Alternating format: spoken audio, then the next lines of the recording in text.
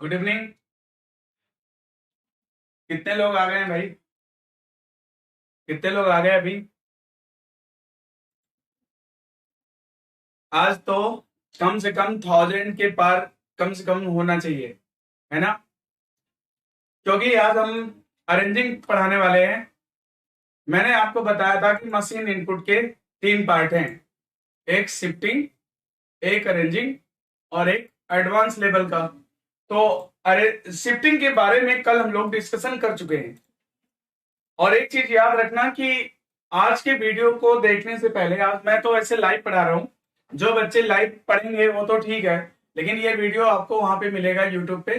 तो जो लोग कल का लेक्चर नहीं देखे हैं वो कल जरूर देख लेंगे, शिफ्टिंग का लेक्चर जरूर देख लेंगे, है ना? उसके बाद ही अरेंजिंग पे आएंगे, क्योंकि मैं अरेंजिंग का भी कुछ पोर्शन लास्ट में बताया था, है ना? कि देखिए जैसे ये क्वेश्चन है आपके सामने कि एक शब्द एवं संख्या व्यवस्थापन मशीन को जब शब्दों एवं संख्याओं की कोई इनपुट लाइन दी जाती है तो वह इनको एक नियम विशेष के आधार पर परिवर्तित करती रहती है, जैसा कि नीचे दिखाया गया है। ठीक है, आपको निर्देश में वो दिया रहता है। इसके बाद क्वेश्चन देता है, निम्नलिखित जानकारियों को पढ़िए एवं पूछे गए प्रश्नों का उत्तर दीजिए। तो यहाँ पर देखिए एक इनपुट लाइन दी गई है एक कोडिंग मशीन को, अकॉर्डिंग टू स्पेसिफिक रूल इस तरह से वह इसको चरण बनाना शुरू कर दिया। फिर आगे जाकर के और यहाँ पे लिखा है कि अंतिम चरण 5वां चरण है। 5वां चरण इस इनपुट का अंतिम चरण है और कहता है उपर्युक्त चरणों में अनुसरित नियमों के अनुसार निम्नलिखित प्रत्येक प्रश्न में दिए गए प्रश्नों का उत्तर आपको देना है। ठीक है, तो चलिए प्रश्न का उत्तर तो हम लोग देंगे, लेकिन सबसे पहले किसी भी प्रॉब्लम को ये समझने की जरूरत है कि प्रॉब्लम शिफ्टिंग है कि अरेंजिंग है। ठीक है, देखो मैंने आपको कल बताया था कि शिफ्टिंग के प्रॉब्लम में जो एग्जांपल्स गिवन होगा उसके नीचे लिखा रहेगा एज सो ऑन, मतलब आगे भी इसी तरह से जारी है। ठीक है, और एक चीज और बताया था कि ये लास्ट वाला कॉलम, एक चीज मैंने आपको और बताया था कि ये जो लास्ट वाला जो कॉलम है, ठीक है, लास्ट वाला जो कॉलम है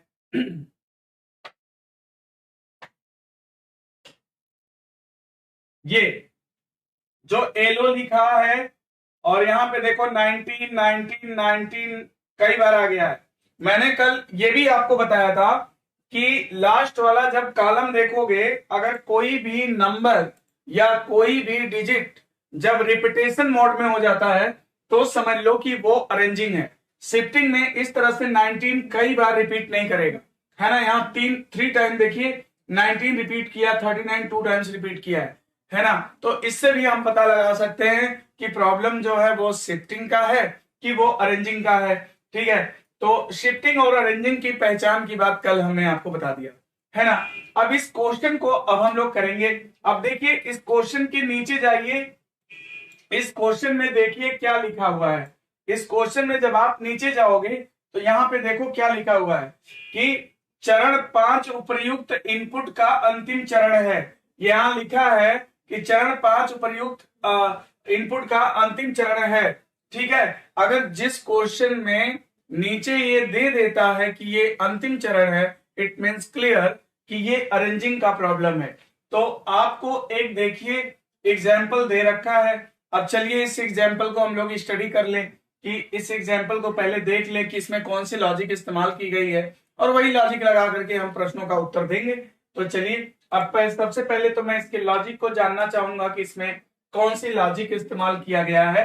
तो चलिए देखते हैं क्या है लॉजिक इसमें। ओके, देखो कहता है कि एक शब्द एवं संख्या व्यवस्थापन मशीन शब्दों एवं संख्याओं की इनपुट लाइन दिए जाने पर प्रत्येक चरण में एक विशेष नियम का अनुपालन करते हुए उन्हें पुनः क्रमबद्ध करता है। अब यहाँ पर इनपुट दे रखा है क्विक, फायर, 15, 28, 39, वार, 19, एलो, है ना? अब इसके बाद क्या किया, स्टेप फर्स्ट में लाया एलो, क्विक, फायर, 15, 28, 39, वार, 19। देखिए कल मैंने लास्ट में शिफ्टिंग पढ़ाते समय आपको बताया था कि अरेंजिंग के सवाल को तो आप तभी समझ पाओगे, इसके लॉजिक को आप तभी समझ पाओगे जब आपको कुछ बातें जो मैंने बताई है उसको आपको पता होना चाहिए। एक बार मैं अगेन रिपीट कर देता हूं, सुनो। जैसे मान लो शब्दों को व्यवस्थित करना है, तो अकॉर्डिंग टू डिक्शनरी, है ना, अक्षरों के बढ़ते हुए क्रम में उन्हें अरेंज किया जा सकता है ना। जैसे ए से शुरू होने वाले शब्द पहले आ गया, उसके बाद जो है एच से शुरू होने वाला, उसके बाद यम से शुरू होने वाला, उसके बाद जो है टी से शुरू होने, यानी कि इंक्रीजिंग ऑर्डर में, असेंडिंग ऑर्डर में रख सकते हैं। लेटर को हम डिसेंडिंग ऑर्डर में भी रख सकते हैं, वॉवेल कॉन्सोनेंट के आधार पर रख सकते हैं, है ना, या नंबर ऑफ लेटर काउंट कर लेंगे, उसमें फिर असेंडिंग डिसेंडिंग लगा सकते हैं, है ना। तो अंग्रेजी वर्णमाला में जो अक्षर पहले पढ़ता है उनसे शुरू होने वाले शब्द को जो होते हैं उनको पहले अरेंज कर सकते हैं, जो अक्षर बाद में पढ़ते हैं उनसे शुरू होने वाले शब्दों को बाद में अरेंज कर सकते हैं, या जो बाद में पढ़ते हैं उनसे शुरू होने वाले शब्दों को पहले अरेंज कर सकते हैं, और जो पहले पढ़ते हैं उनको बाद में कर सकते हैं। तो ऐसा समथिंग कुछ हो सकता है। और नंबर में मैंने आपको बता रखा था कि सबसे छोटी संख्या पहले, बड़ी बाद में, बड़ी संख्या पहले, छोटी बाद में, या फिर 2 डिजिट को जोड़ लेगा, फिर उनको असेंडिंग और डिसेंडिंग ऑर्डर में लगा सकता है, या फिर मैंने बोला था कि प्राइम नंबर के हिसाब से कर सकता है, प्राइम पहले कंपोजिट बाद में, या कंपोजिट पहले प्राइम बाद में, या फिर इवन पहले ऑड बाद में, ऑड पहले इवन बाद में। इस तरह से बहुत सारे लॉजिक हैं, कोई भी लॉजिक का इस्तेमाल कर सकता है। तो दोस्तों कल मैंने आपको बता रखा, एक बार फिर से मैंने रिवाइज कर दिया। अब आइए इस क्वेश्चन को जरा देखिए। अब ये बताइए कि अब ये बताओ कि यहाँ पे लिखा है क्विक फायर 15, 28, 39 फॉर 19 एलो। आप हमें ये बताओ कि इस एलो में ऐसी कौन सी खासियत है कि सबसे पहले इसको उठा के लिखा गया। आप देखिए, इनका पहला अक्षर क्यू, इनका पहला अक्षर या, इनका पहला अक्षर डब्ल्यू, इनका पहला अक्षर वाई, है ना। तो अगर आप देखोगे तो वाई जो है अंग्रेजी वर्णमाला के क्रम में सबसे बाद में पड़ता है। तो जो अक्षर सबसे बाद में पड़ता है उससे शुरू होने वाले शब्द को पहले अरेंज किया, है ना। और बाकी एज इट इज आप देख सकते हैं कि बाकी एज इट इज उतार दिया गया, बाकी जस का तस, है ना, उतार दिया गया है, यहाँ पे आप देख सकते हैं। फिर इसके बाद अब एक चरण तो समझ में आ गया कि चलो ये जो है अल्फाबेट का डिसेंडिंग ऑर्डर अपनाने वाले हैं, ठीक है। अब देख सकते हो फिर दूसरे स्टेप में क्या किया, इसने नंबर को ले आया है। तो नंबर में बता सकते हो इस 15 में कौन ऐसी खासियत है कि 15 ही को ही उठाया गया, है ना। अब एलो के बाद आप देख सकते हैं, एलो के बाद आप देख सकते हैं कि 15 को लाया। 15 क्यों आया? क्योंकि ये सबसे छोटी डिजिट है। जो डिजिट है अगर इसके कैरेक्टर को हम लोग स्टडी करें तो सबसे छोटी डिजिट आपको 15 दिख रही है ना, तो सबसे पहले उठा लिया। मैंने बोला ना कि डिजिट को असेंडिंग डिसेंडिंग में लगा सकता है, 15 ले लिया। अब बाकी देखो जस का तस उतार दिया, बाकी क्या किया, जस का तस उतार दिया, आप देख सकते हैं। फिर इसके बाद देखो अब जो शब्द अवेलेबल है उसमें देखो कि जो पहला अक्षर है उसी के हिसाब से असेंडिंग डिसेंडिंग करता है। तो बताओ कि जो पहला अक्षर है क्यू है, इनका एफ है, इनका डब्ल्यू है। अगर इनके आधार पर देखा जाए तो अब किसके आने की बारी है, डब्ल्यू के आने की बारी है। तो 15 के बाद आप देख सकते हैं कि यहाँ पे डब्ल्यू आ गया है ना। फिर इसके बाद एज इट इज उतार दिया गया है, एज इट इज उतार दिया गया, आप देख सकते हैं, है ना। फिर इसके बाद अब तो डिजिट लाने की बारी है। तो डिजिट की अगर हम लोग बात करें तो इसमें 19 जो है वो सबसे छोटा डिजिट है, उसको आना चाहिए। तो देखो एलो हो गया 15 और 19 भी आ गया। अब बाकी एज इट इज उतार दिया जाएगा, एज इट इज उतार दिया जाएगा 28, 39, है ना। अब इसके बाद तो लेटर लाना था, है ना, यानी कि क्यू और एफ में क्यू जो है बाद में पड़ता है ना। तो क्यू से शुरू होने वाला शब्द पहले आता। अगर एक क्यू उधर कहीं होता तो मैं उसको ले आता, मगर ये तो ऑलरेडी जिसको आप बुलाने जा रहे हो, जिसको अरेंज करने जा रहे हो, वो अगर ऑलरेडी अरेंज है तो आप अगले स्टेप पे जाओगे। अगले स्टेप में मुझे संख्या को अरेंज करना था। तो अगर अब मैं संख्या की बात करूं तो 28 आना चाहिए, है ना। क्विक तो अपनी जगह पे सही है ना। तो 28 आना चाहिए। तो देखो अब जो चरण बनाया, पांचवा चरण इन्होंने जो बनाया है ना, क्विक तो अपनी जगह पे ही है। अब पांचवा चरण जो ये बना रहे हैं, एलो है, 15 है, वार है, 19 है। 19 के बाद हम क्विक को लाते, 19 के बाद हम क्विक को लाते, मगर क्विक ऑलरेडी है तो नंबर लाएंगे, 28 आया, बाकी जस का तस। यानी कि ये 5 स्टेप का स्टडी करने के बाद हम इस निष्कर्ष पे पहुंच चुके हैं कि इसमें जो लॉजिक इस्तेमाल किया गया है, शब्दों की अगर बात करें तो जो अक्षर अंग्रेजी वर्णमाला के क्रम में सबसे बाद में पड़ता है उससे शुरू होने वाले शब्द को पहले अरेंज किया जा रहा है। ठीक है, और मैं अगर नंबर की बात करूं तो सबसे छोटे डिजिट को पहले लाया जा रहा है, बड़ी डिजिट को बाद में ले जाया जा रहा है। मतलब कि असेंडिंग ऑर्डर में जो नंबर है वो असेंडिंग ऑर्डर में है और जो वर्ड है वो according to dictionary descending order में है। ये इसके लॉजिक को हम लोग समझ चुके हैं। अब आइए आगे बढ़ते हैं, नीचे चलते हैं कि इस पर क्या पूछा जा रहा है। लॉजिक तो हम लोग जान चुके हैं। यहाँ पे चूंकि लिखा है कि चरण 5 अंतिम चरण है, उपर्युक्त इनपुट का अंतिम चरण है, उपर्युक्त चरणों में अनुसरित नियमों के अनुसार मतलब जो नियम उसमें लगाए गए हैं, निम्नलिखित प्रत्येक प्रश्न में दिए गए इनपुट के लिए उपर्युक्त चरण का पता लगाइए। अब जो पूछेगा वो हमें बताना रहेगा। तो याद रखो कि मशीन में नियम तो फीड है, जो भी आप उसमें उस मशीन को दोगे वही नियम लगाएगी। तो यहाँ पे इनपुट लिखा हुआ है, कह रहा है कि निम्न में से कौन सा अंतिम से पूर्व का चरण होगा। निम्न में से कौन सा अंतिम से पूर्व का चरण होगा। आइए इस क्वेश्चन को अब यहाँ पे सॉल्व करते हैं। ठीक है, अब इस क्वेश्चन को मैं यहाँ पे सॉल्व करूंगा। देखो यहाँ पे क्या कहता है कि इनपुट दिया है और कह रहा है निम्न में से कौन सा अंतिम से पूर्व का चरण होगा। तो मान लो तुम्हारा अगर 7वां चरण अंतिम चरण बनेगा तो तुम्हारा आंसर 6वां होगा। अगर 6वां अंतिम चरण बनेगा तो तुम्हारा आंसर क्या होगा, 5वां होगा। 5वां अंतिम है तो चौथा, मतलब लास्ट बट वन। हाँ, which of the step will be last but one, ये आपसे वो जानना चाहता है। तो सुनो, इनपुट दे रखा है ना। चलो हम लोग चरण बनाते हैं। तो इस इनपुट का अगर हम लोग पहला चरण बनाएं, इस इनपुट का अगर पहला चरण बनाएं तो बताओ सबसे पहले क्या लाना चाहिए। जो अक्षर अंग्रेजी वर्णमाला के क्रम में सबसे बाद में पड़ेगा उसी को उठाएंगे। उड़, तो उड़ उठा लो, उड़ ले आया। बाकी जस का तस उतार दिया जाएगा, डाउन, है ना। बाकी जस का तस उतार दिया जाएगा।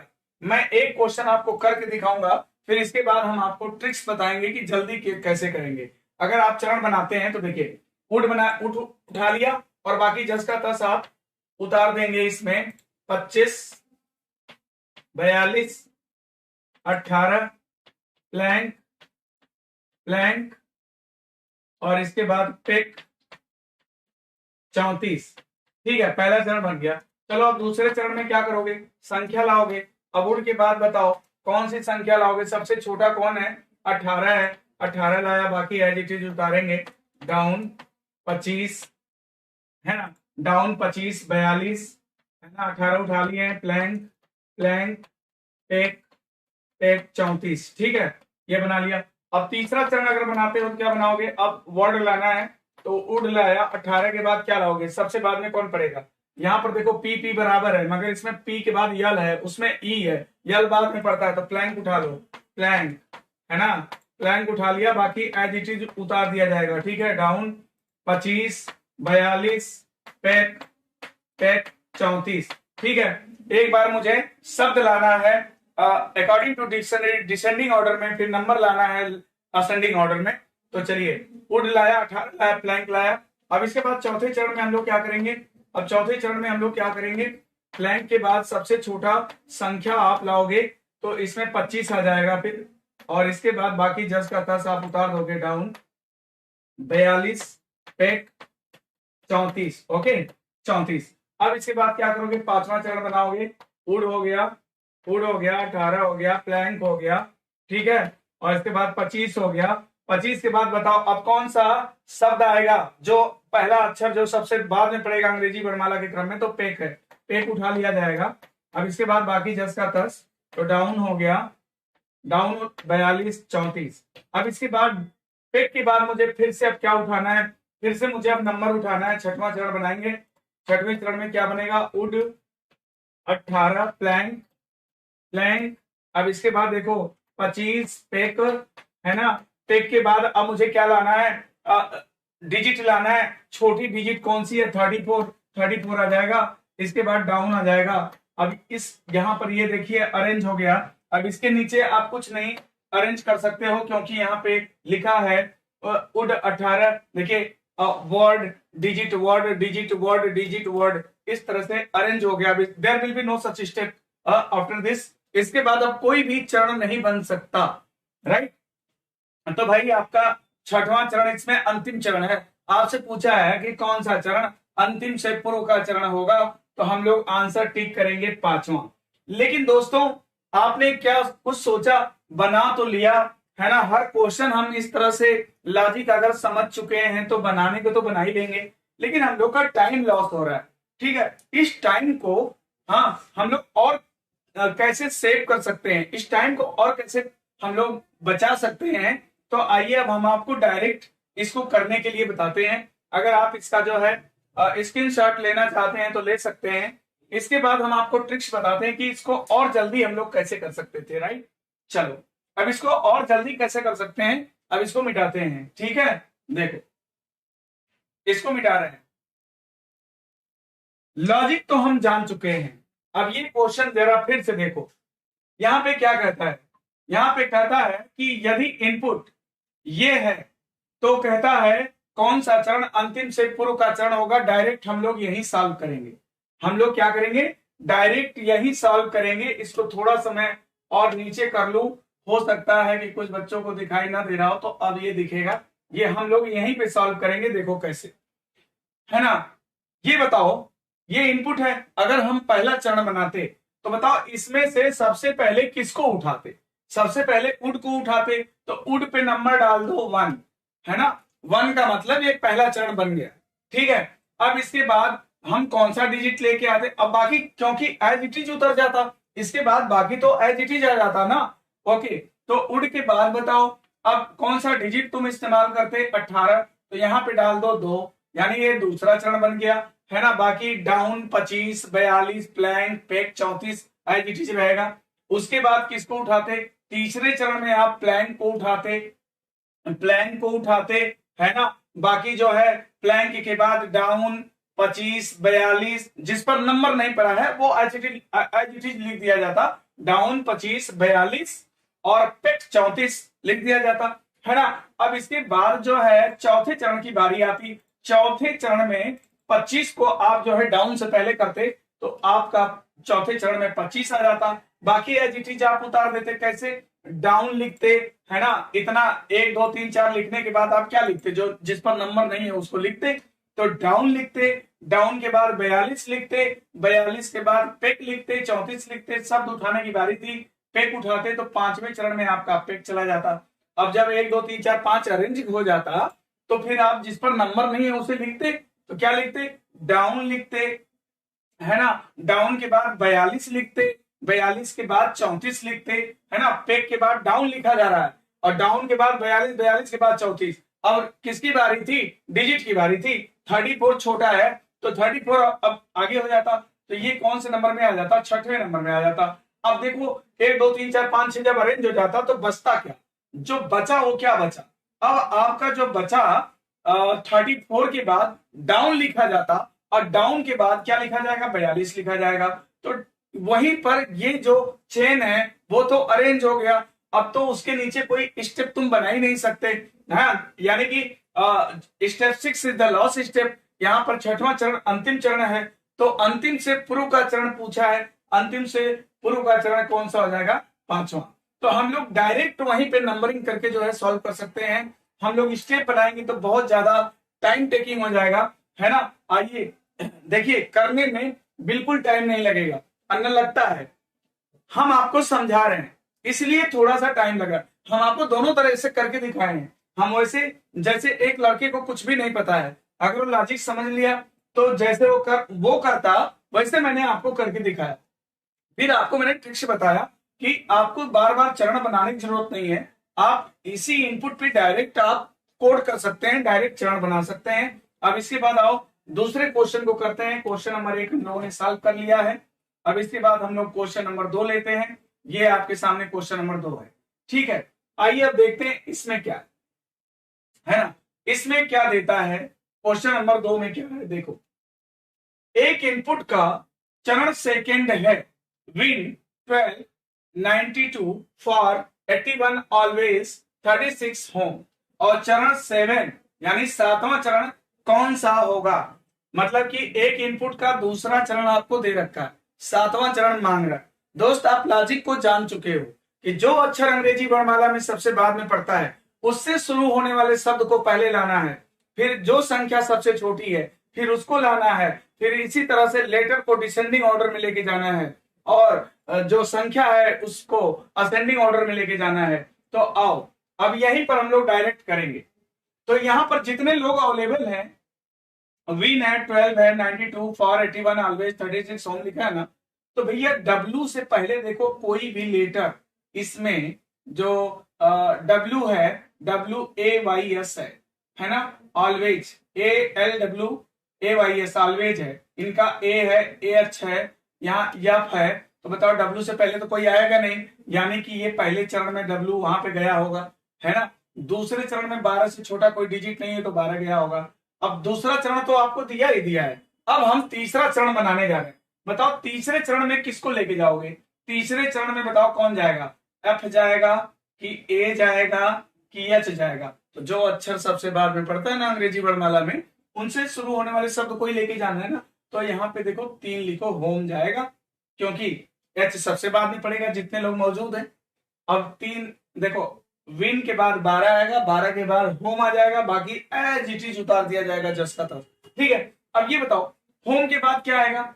होम के बाद सबसे छोटा डिजिट देखो इसमें क्या है ना 36, चौथे नंबर पे तुम्हारा 36 आ जाएगा। तो जब लिखा जाएगा चौथा चरण, तो का चौथा चरण क्या लिखा जाएगा, विन 12 होम 36 92 फॉर 81 ऑलवेज, ऐसे लिखा जाएगा। अब इसके बाद 36 के बाद क्या आना चाहिए, फॉर आना चाहिए, है ना, फार आना चाहिए। तो ये तुम्हारा पांचवा चरण में फार लिखा जाएगा, है ना, पांचवें चरण में फार आएगा, है ना। अब तुम लिखोगे पांचवा चरण तो कैसे लिखोगे, विन 12 होम 36 फॉर, फॉर के बाद क्या लिखोगे 92 लिखोगे, फिर 81 लिखोगे, फिर ऑलवेज लिखोगे। तो 92 81 ऑलवेज लिखोगे, जबकि फार के बाद छोटी संख्या ले जाना है तो 81 पहले करोगे, यानी छठवें चरण में तुम्हारा 81 चला जाएगा। अब जब छठवां चरण लिखोगे तो क्या लिखोगे, लिखोगे विन 12 होम 36 फार, फार के बाद लिखोगे 81, 81 के बाद लिखोगे 92 ऑलवेज, 92 ऑलवेज। 81 के बाद लिख रहे हो 92 ऑलवेज। 81 के बाद जो है लेटर आना चाहिए ना कि डिजिट आना चाहिए, है ना। 81 के बाद 92 आ रहा है जबकि ऑलवेज बाद में है, तो ऑलवेज को पहले कर देंगे, है ना। तो यानी हमारा जो सातवां चरण बनेगा उसमें ऑलवेज पहले हो जाएगा और फिर 92 बाद में चला जाएगा। तो देखो अब हम ऑप्शन मिलाएंगे कौन सा ऑप्शन मैच करता है। सबसे पहले मुझे विन चाहिए, तो विन है, फिर मैं लिख देता हूं डायरेक्ट, विन चाहिए, फिर हमें 12 चाहिए, फिर होम चाहिए, फिर इसके बाद 36 चाहिए, फिर इसके बाद मुझे क्या चाहिए बताओ, 36 के बाद मुझे क्या चाहिए, पांचवें नंबर पे फार चाहिए, है ना। और छठवें नंबर पे फिर क्या चाहिए 81 चाहिए, फिर इसके बाद क्या चाहिए सातवें नंबर पे ऑलवेज चाहिए, है ना, ऑलवेज चाहिए। इसके बाद क्या चाहिए 92। अगर ऐसा मेरा कोई ऑप्शन मैच करेगा तो यही हमारा आंसर हो जाएगा, win 12 home 36, win 12 home 36, win 12 home 36 for 92 तो हमेशा बाद में चाहिए। तो इनमें से कोई है क्या, इनमें से कोई नहीं, है ना, इनमें से कोई भी चरण मैच नहीं कर रहा है। विन है 12 है होम है 36 है, यहां तक तो मैच कर रहा है। फिर फार, फॉर तक भी मैच कर रहा है, फॉर के बाद मुझे 81 चाहिए, है ना, 92 तो हमें हमेशा बाद में चाहिए। तो यहाँ पे और कोई मैच नहीं किया है, तो नन ऑफ दीज।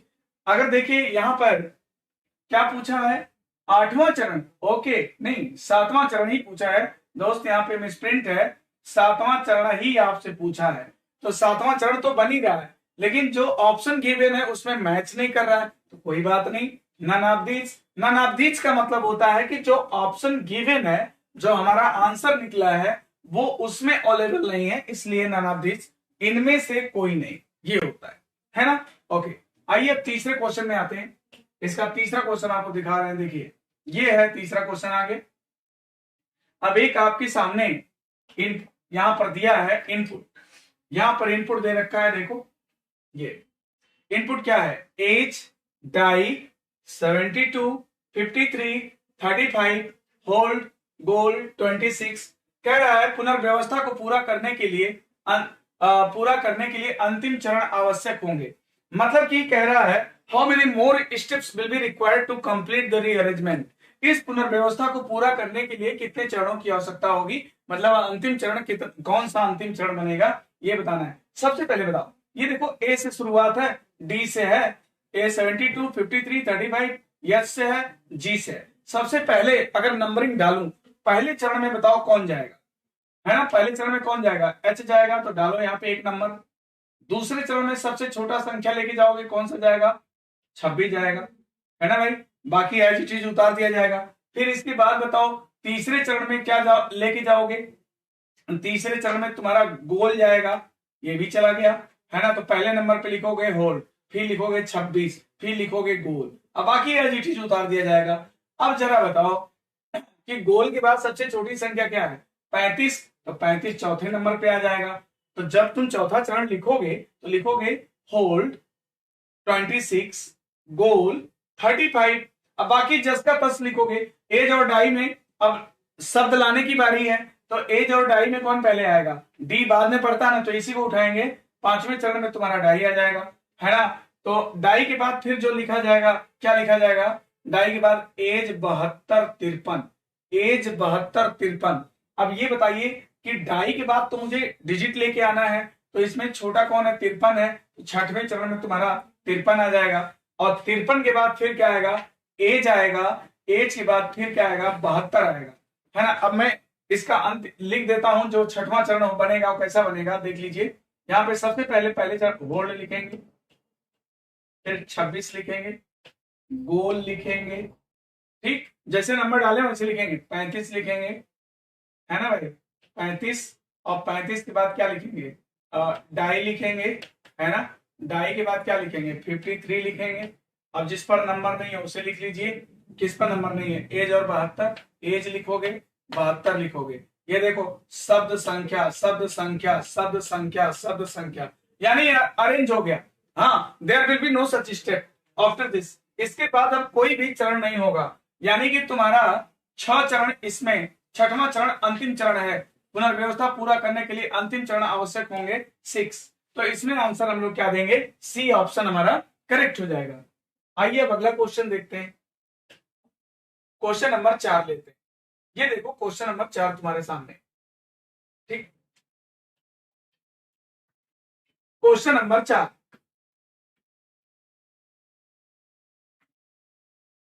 देखो एक इनपुट का दूसरा चरण दे रखा है, step second of N input is given, zebra 12, bank, carriage 46, 31, 29, 10।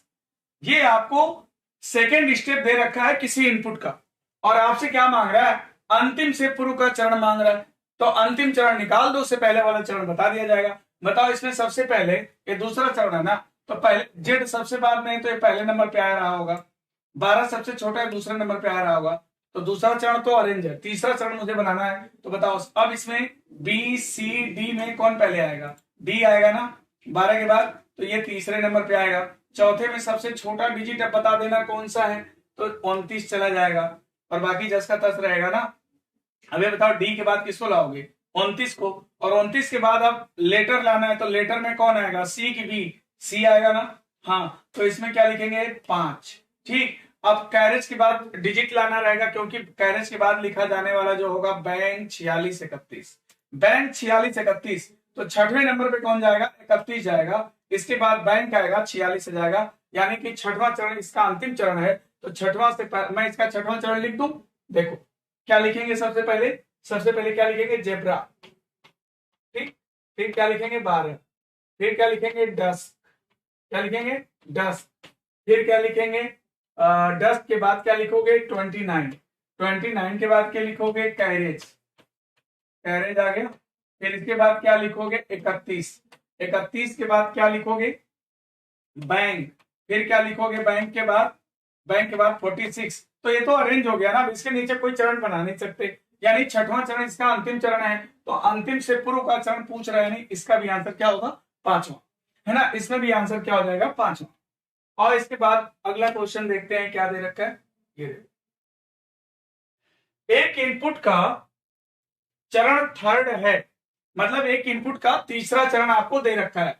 Train 23, star 61, 32, fall heart 53। Okay, तो निश्चित रूप से इनपुट क्या होगा?